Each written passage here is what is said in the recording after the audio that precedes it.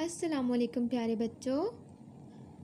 आज हम उर्दू के लेक्चर में हर्फ तोए की पहचान करेंगे। यहाँ पर है हर्फ तोए। जल्दी से अपनी किताब कलियाँ ओपन करें और सफ़ा नंबर 61 पर आ जाए।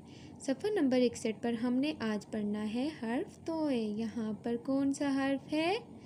तोए। तोए को हमने कैसे लिखना है? ब्लैक डॉट से स्टार्ट लेना है और सीधा नीचे, और नीचे से थोड़ा सा आपने टर्न कर देना है और बैक साइड पे एक सर्कल बना देना है छोटा सा। तो ये बन जाएगा हर्फ तोए। और यहाँ पर है तोता तोता। तोता तारिक से क्या पूछ रहा है? तारिक की तबीयत, कि तारिक तुम्हारी तबीयत कैसी है? तोता तबीयत, तोता तारिक। और यहाँ पर है तश्तरी, तोता तश्तरी। कौन कौन से हरूफ हमने पढ़े?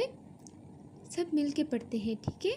तोता तोता, तोता तारिक, तोता तश्तरी, तोता तबीयत। आप सबकी तबीयत कैसी है?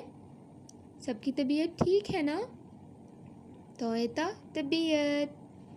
आपने तोता, तारिक और तश्तरी में रंग भरने हैं और हर्फ तोए से बनने वाले हरूफ को बहुत अच्छे से याद करना है। ओके, अल्लाह हाफिज़।